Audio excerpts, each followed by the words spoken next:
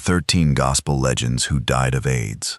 AIDS did not only attack the body, it entered through silence, fear, whispered diagnoses, and communities too frightened to speak. In the Black church, even one rumor could destroy a reputation, while real suffering often remained hidden behind prayer, music, and carefully guarded doors.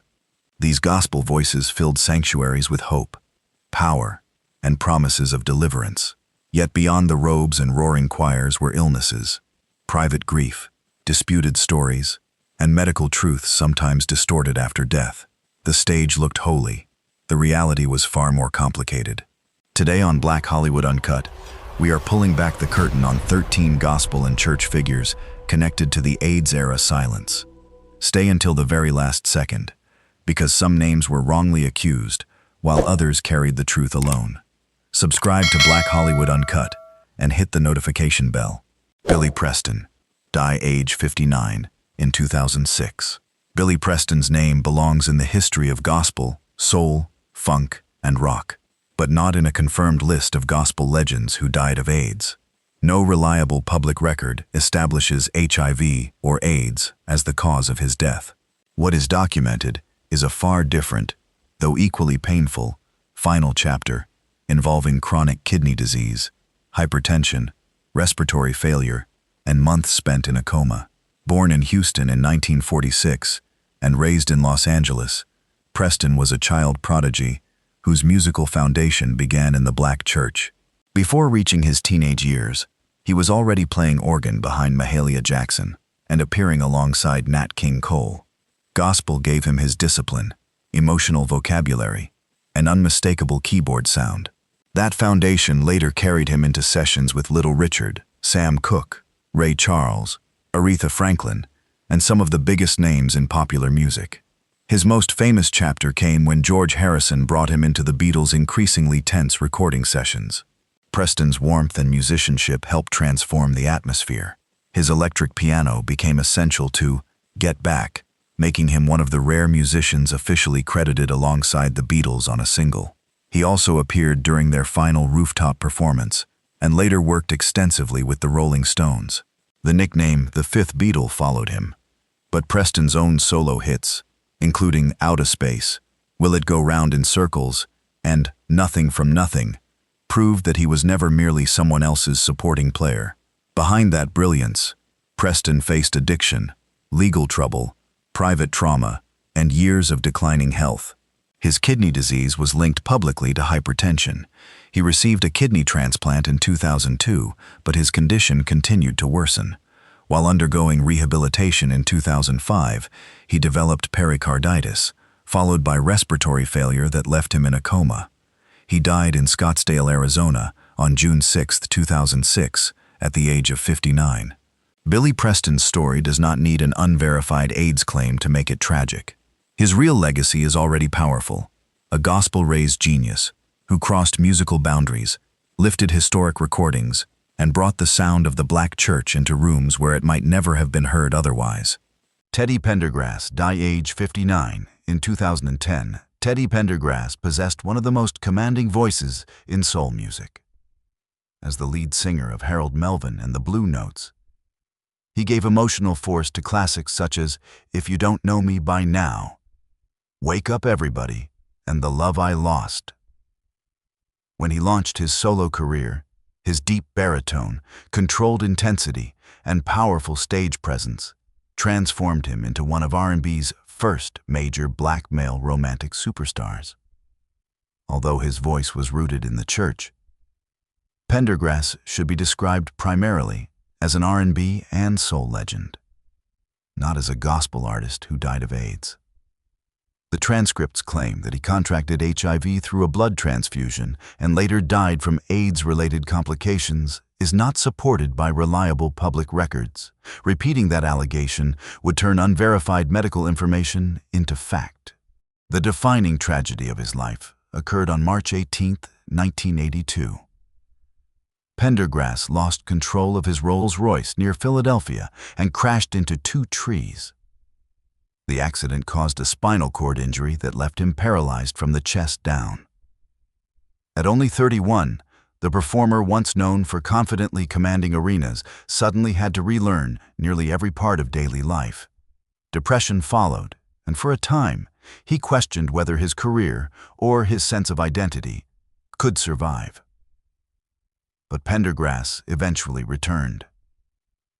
His emotional appearance at the 1985 Live Aid concert became a moment of public rebirth. He continued recording, performing from his wheelchair and proving that paralysis had changed his body without silencing his voice. His later music carried a different weight.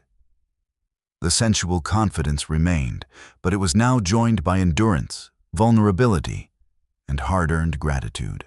In 2009, Pendergrass underwent surgery for colon cancer.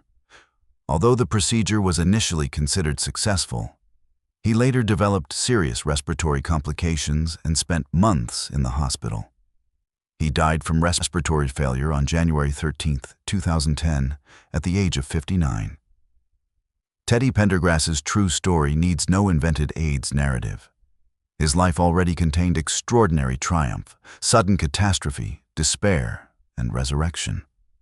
He helped redefine Black masculinity in soul music, then showed millions that disability did not erase desire, dignity, or artistic power. The accident changed how he performed. It never changed the unmistakable authority of the voice behind the microphone. Sherman Hemsley died age 74. In 2012, Sherman Hemsley became one of the most recognizable Black television actors in American history by turning George Jefferson into a character audiences could never ignore. Loud, ambitious, sharp-tongued, and fiercely proud. George first appeared on All in the Family before becoming the center of the Jeffersons. The sitcom's success made Hemsley a household name and placed an affluent Black family at the heart of primetime television for 11 seasons. His performance was larger than life, but Hemsley himself was famously private. Born in Philadelphia and raised by his mother, he left school, served in the United States Air Force, and worked for the Postal Service while studying acting at night. His breakthrough arrived relatively late, making his rise feel less like overnight success and more like the reward for years of quiet persistence. The transcript attempts to place Hemsley among gospel legends who died of AIDS, but neither description is accurate. He was primarily an actor and comedian, not an influential gospel singer. He had a genuine interest in music and released an experimental funk-oriented album titled Dance in 1992. But that does not make him a central figure in gospel history. More seriously, there is no reliable public evidence that Hemsley lived with HIV or died from AIDS-related complications. Speculation about his health or private relationships should not be repeated as confirmed biography. A person's secrecy does not give others permission to fill the silence with rumors. Hemsley died at his home in El Paso, Texas, on July 24, 2012, at the age of 74. The post-mortem findings identified superior vena cava syndrome caused by a cancerous mass in his lung, making lung cancer complications the documented cause of death, even after his death. Controversy followed. A legal dispute over his estate and burial delayed his funeral for several months, creating an unusually unsettled final chapter for a man who had guarded his personal life so carefully. Sherman Hemsley's legacy should rest on what can be established. He helped create one of television's most enduring Black characters and made George Jefferson's confidence, frustration, humor, and ambition part of American culture. He does not belong in a list built around an unverified AIDS claim. His real achievement was already significant enough. He moved a Black working-class character into a luxury apartment and helped move television history forward with him. Andraé Crouch, die, age 72, in 2015. Andraé Crouch did not simply perform gospel music. He helped redesign its sound for a new generation. At a time when many churches still drew a hard line between sacred music and contemporary popular styles, Crouch introduced richer orchestration, polished studio production, jazz harmonies, soul rhythms, and melodies that could travel far beyond Sunday morning. His work helped open the door for contemporary gospel, Christian pop, and generations of artists who followed. Crouch began playing piano in church as a child, and reportedly wrote, "The blood will never lose its power," while still a teenager. With Andraé Crouch and the Disciples, he created songs that became standards, including "Soon and Very Soon," "Through It All," "Jesus is the Answer," and "My Tribute." His music spoke directly about salvation and endurance, but it also carried a modern emotional force that reached listeners who might never have entered a traditional gospel service. His influence eventually extended into mainstream entertainment. Crouch worked with artists including Michael Jackson, Madonna, Diana Ross, Elton John, Quincy Jones, and Paul Simon. His vocal and arranging work also appeared in major film projects, helping bring the sound of the Black church into global popular culture. Over his career, he received 7 Grammy Awards and was inducted into the Gospel Music Hall of Fame. The transcript claims that Crouch publicly disclosed an HIV diagnosis and became an AIDS awareness advocate. Reliable public sources do not support that claim. His medical history included diabetes, cancer, pneumonia, and congestive heart problems, but no verified public record establishes that he lived with HIV or died from AIDS-related complications. That distinction is essential because unconfirmed medical information should never be turned into documentary fact. In January 2015, Crouch was hospitalized after suffering a heart attack. He died at Northridge Hospital Medical Center in Los Angeles on January 8th, surrounded by family. He was 72 years old.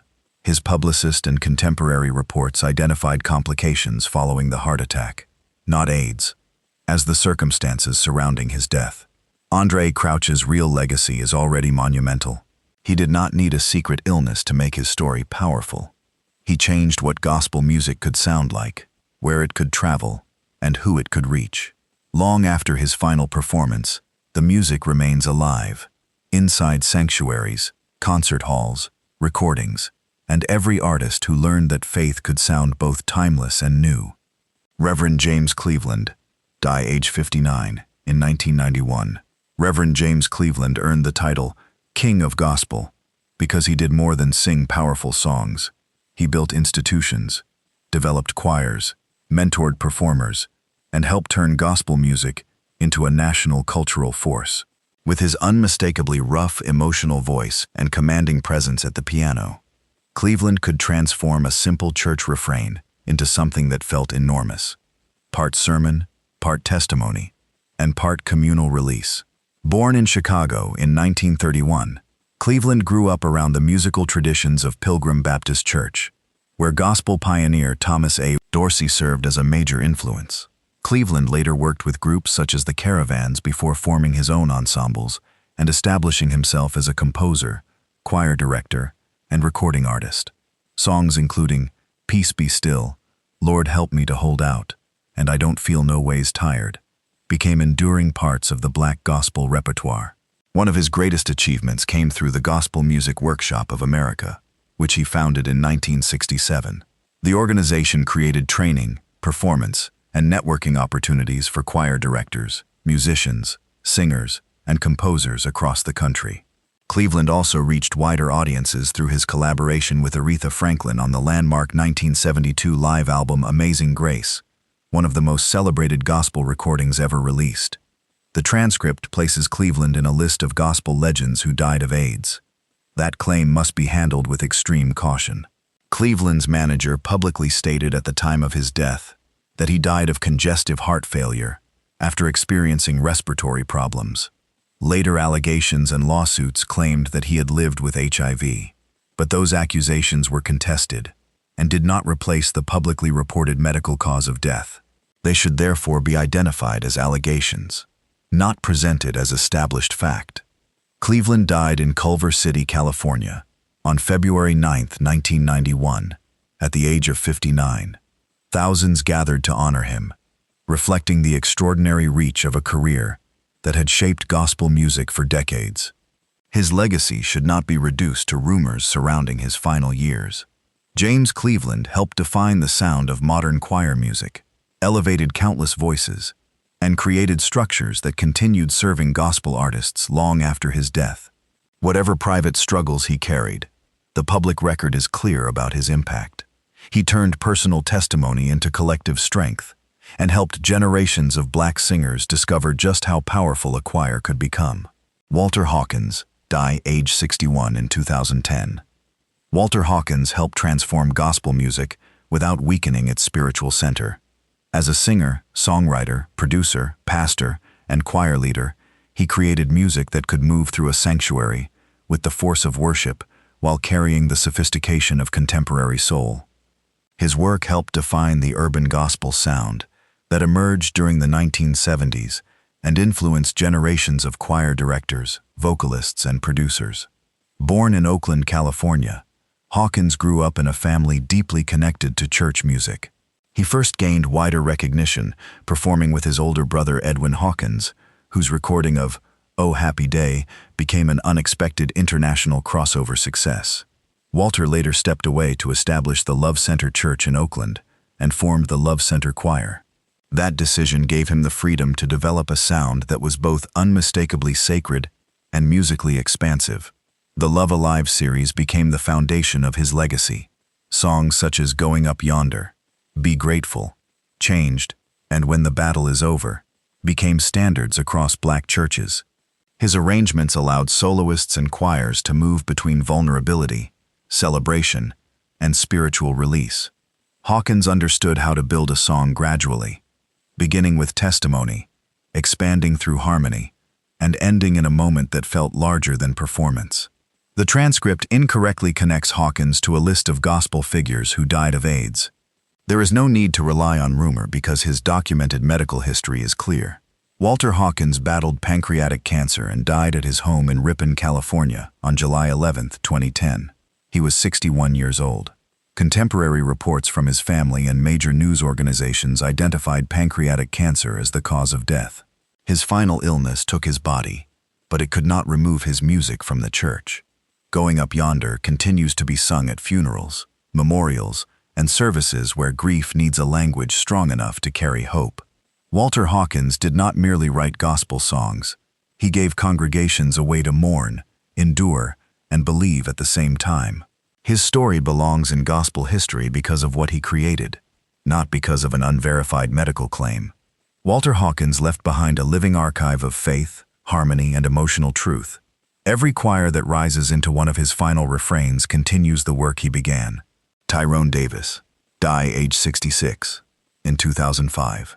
Tyrone Davis was not primarily a gospel legend.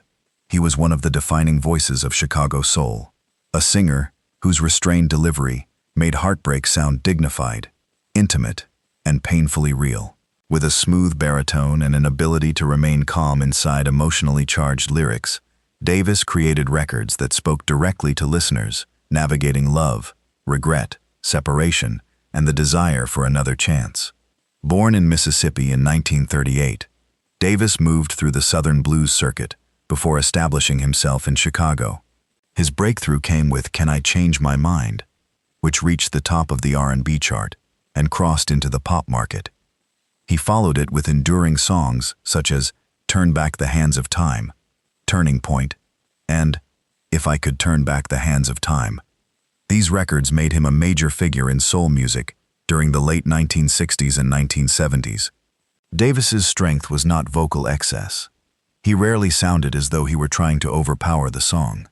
Instead, he allowed pauses, phrasing, and emotional restraint to create tension. His voice carried the maturity of a man who knew apologies sometimes arrived too late. That quality helped his music survive beyond the era in which it was recorded. The transcript attempts to reposition Davis as a gospel figure who secretly lived with AIDS. Reliable public records do not support that claim. Although he recorded music with spiritual themes later in life, his reputation was built overwhelmingly in R&B and soul. He should not be relabeled simply to make him fit a sensational title. In September 2004, Davis suffered a serious stroke that ended his ability to perform. He remained hospitalized and later developed complications. He died in Chicago on February 9, 2005, at the age of 66. Contemporary obituaries identified complications following the stroke as the circumstances surrounding his death, not AIDS. The final months of his life were tragic, but they should not be rewritten into a medical mystery unsupported by evidence. Tyrone Davis had already built a legacy powerful enough to stand on the truth. His songs helped define Chicago soul and gave emotional language to people confronting broken relationships and irreversible choices. He did not need to be transformed into a gospel martyr to remain important. Tyrone Davis mattered because of the voice, the quiet ache, the controlled regret, and the feeling that every song was asking time for one last chance. Thomas Whitfield, die, age 38, in 1992. Thomas Whitfield helped reshape contemporary gospel music before most listeners fully understood how far his influence would reach. Known as the Maestro, he combined the spiritual urgency of the Black church with intricate harmonies, classical textures, jazz-inspired movement, and polished modern production. His arrangements could sound majestic without losing their emotional intimacy, turning choir music into something both sacred and musically revolutionary. Born in Detroit in 1954, Whitfield began playing piano while still young and developed inside a city already famous for gospel, soul, and Motown. He later formed the Thomas Whitfield Company, an ensemble that became the perfect vehicle for his expanding musical vision. Rather than treating the choir as simple background support, he wrote each vocal section with precision, building layers of sound that demanded discipline from every singer. Songs such as "We Need a Word from the Lord," "I Shall Wear a Crown," and "The Grass Withereth" became staples of contemporary gospel. His music carried urgency, but it also contained sophistication. Whitfield could move from a quiet piano passage into a towering choral climax without making the transition feel forced. That balance influenced countless gospel musicians, choir directors, arrangers, and producers who came after him. The transcript claims that Whitfield's cause of death was concealed and later revealed to be AIDS-related complications. Reliable public accounts do not support that version. Contemporary reporting and music biographies state that Whitfield died suddenly from a heart attack in June 1992. One report noted that he became ill while dining with members of his choir. He was only 38 years old. That correction does not make his death any less devastating. Gospel music lost a composer and producer who was still expanding his creative reach. At 38, Whitfield had already developed a sound recognizable within seconds, yet it was clear that much more remained unwritten. Thomas Whitfield should not be included in a confirmed list of gospel legends who died of AIDS. His documented story is tragic enough without changing his medical history. He left behind no long final chapter, no gradual farewell, and no time to witness the full scale of his influence. But every modern choir that blends precision, drama, and contemporary harmony carries something of his vision. The maestro's life ended suddenly. His sound did not. Daryl Coley, die, age 60, in 2016. Daryl Coley possessed the kind of voice that made technical difficulty sound effortless. His range was extraordinary, but range alone did not explain his power. He could move from a deep, restrained phrase into a soaring high note while maintaining clarity, control, and spiritual conviction. That combination earned him respect not only as a gospel vocalist, but as one of the genre's most sophisticated musical interpreters. Born in Berkeley, California, in 1955, Coley developed his voice in church before working with major figures from the West Coast gospel tradition. He performed with Edwin Hawkins, Walter Hawkins, and Tremaine Hawkins, eventually serving as a musical director. These experiences exposed him to choir music, jazz harmony, and contemporary production, helping him develop a style that sounded polished without becoming emotionally distant. His solo career expanded during the 1980s with Just Daryl, followed by acclaimed recordings such as He's Right on Time and When the Music Stops. His performances were known for unpredictable melodic turns and dramatic vocal control. Coley did not merely sing a lyric as written. He reshaped it, stretching phrases and climbing through registers until familiar words carried new emotional meaning. His fusion of jazz-inflected technique with gospel testimony helped set him apart. But Coley's life also became a prolonged struggle with diabetes. He was diagnosed in the early 1990s after experiencing serious symptoms, including a period of temporary blindness. Though he eventually regained his sight and continued recording and performing, the disease placed increasing pressure on his body. The transcript claims that Coley publicly disclosed an HIV diagnosis and became a leading AIDS awareness advocate. Reliable public sources do not support that claim. The documented medical struggle associated with his final years was diabetes and its complications. Daryl Coley died in hospice care on March 15, 2016, at the age of 60, with renal failure linked to diabetes widely reported as the cause. His death should not be rewritten to fit a sensational title. Coley's true story already contains faith, illness, endurance, and extraordinary artistry. Even as his health weakened, recordings preserved the force of a voice that seemed to have no ceiling. He did not need an invented secret to make his legacy meaningful. Daryl Coley remains unforgettable because when he sang, technique became testimony, and every note sounded like it had fought its way toward freedom. Ronald Winans died age 48 in 2005. Ronald Winans was part of a family that helped carry contemporary gospel beyond the church walls and into the center of American popular culture. As a member of the Winans, he contributed to a sound that blended traditional testimony with polished R&B production, close family harmonies, and modern songwriting. The group's success during the 1980s helped prove that gospel could remain spiritually direct while reaching radio audiences far outside the sanctuary. Born into Detroit's celebrated Winans family, Ronald performed alongside his brothers Marvin, Carvin, and Michael. Their 1981 album, Introducing the Winans, began a major recording career that produced songs such as The Question Is, Tomorrow, and Millions. Ronald's steady voice was part of the foundation beneath the group's more dramatic vocal moments, while Bebe and CeCe Winans later found enormous crossover recognition of their own. Ronald's work with the original group remained central to the family's musical history. His life, however, was increasingly shaped by serious heart problems. In 1997, Ronald suffered a massive heart attack during surgery and was reportedly pronounced clinically dead before doctors revived him. The experience became part of his public testimony.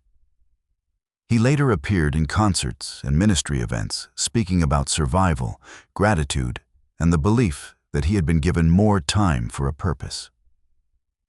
The transcript claims that his death was eventually revealed to have resulted from AIDS-related complications. Reliable public reporting does not support that statement. Ronald Winans died at Harper Hospital in Detroit on June 17, 2005, at the age of 48. Contemporary reports identified heart complications as the cause, following years of cardiovascular illness. That correction matters. HIV status is private medical information, and an unsupported claim should not be repeated simply because it makes a title more dramatic. Ronald's documented health battle was already serious, public, and emotionally powerful. His legacy rests inside one of gospel music's most influential families. The Winans helped reshape how sacred music was arranged, produced, and presented to mainstream audiences. Ronald may not have received the same individual attention as some of his siblings, but his voice was part of the harmony that made the family historic. He did not die from a secret illness, later uncovered by the public record. He died after a long struggle with his heart, leaving behind music built on faith, family, and the sound of voices refusing to stand alone. Willie Mae Ford Smith, age 89. In 1994, Willie Mae Ford Smith became a gospel legend without depending on hit records, celebrity marketing, or the machinery of the commercial music industry. Known throughout the church world as Mother Smith, she built her reputation through live performances so emotionally powerful that congregations remembered them for decades. Her importance came not only from the sound of her contralto voice, but from the dramatic, deeply spiritual performance style she taught to generations of singers.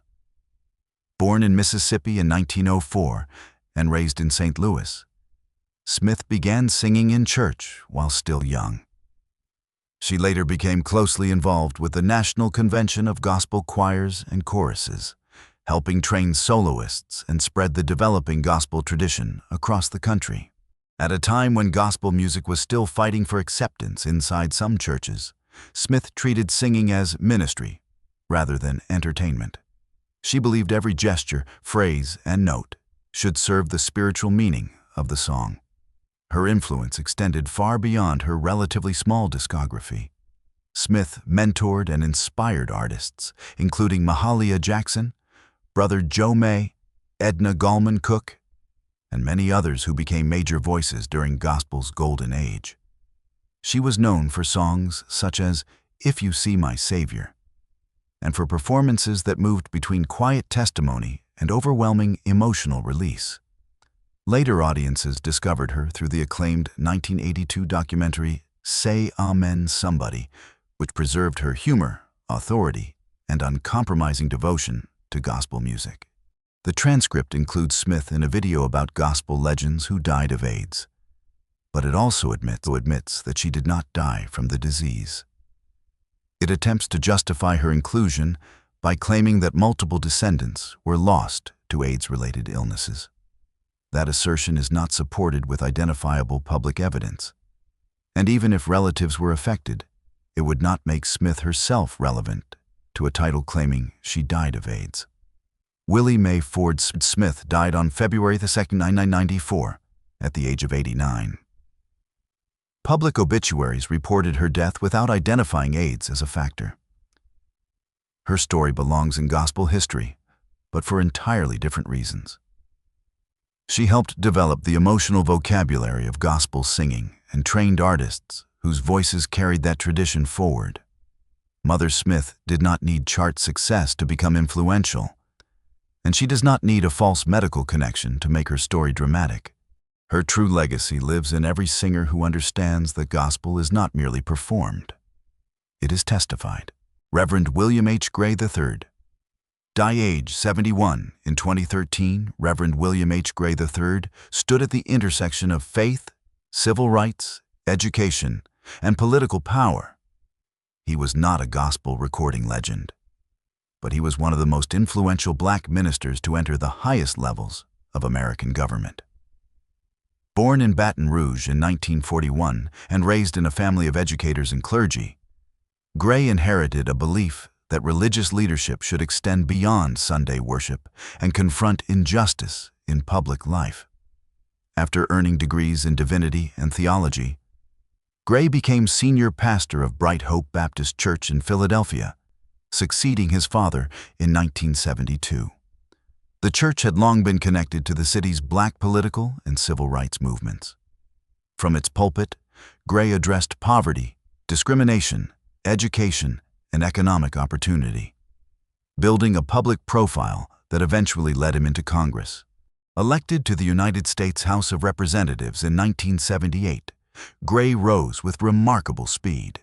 He became the first black lawmaker to chair the House Budget Committee and later served as House Majority Whip, making him the highest-ranking black member of Congress at that time.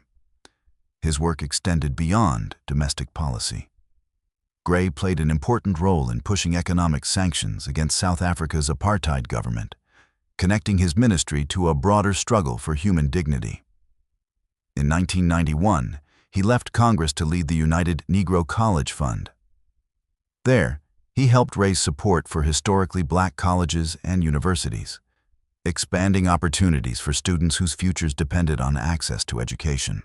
His influence came not through music, but through institutions, legislation, and the belief that faith demanded measurable action.